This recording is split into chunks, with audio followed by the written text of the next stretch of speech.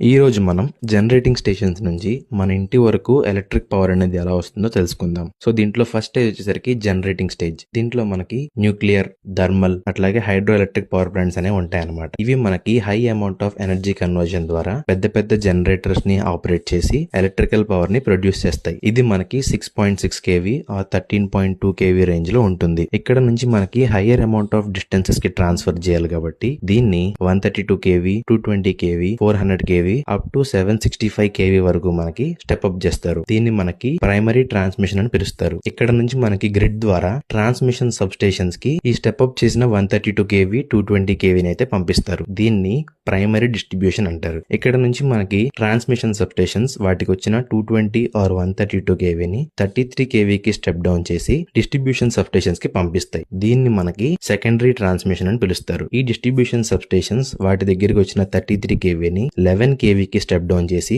Various places లో ఉన్న power lines కి అయితే పంపిస్తారనమాట.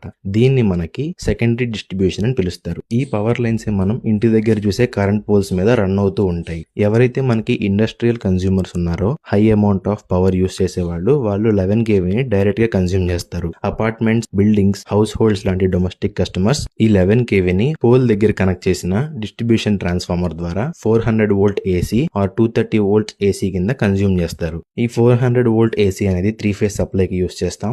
అట్లాగే 230 వోల్ట్ AC అనేది సింగిల్ ఫేజ్ సప్లై కింద యూస్ చేస్తాం. ఆ పోల్ నుంచి మన ఇంటికి కనెక్ట్ అయ్యే ఒక వైర్ ఉంటుంది. దాన్ని సర్వీస్ మెయిన్ అని పిలుస్తాం అనమాట. ఆ సర్వీస్ మెయిన్ ద్వారా ఈ 3 phase or single phase supply అనేది మన ఎనర్జీ మీటర్కి కనెక్ట్ అవుతుంది. ఇది కంప్లీట్గా జనరేటింగ్ స్టేజ్ నుంచి మన ఇంటి వరకు ఉండే power flow. For more videos subscribe to weavers.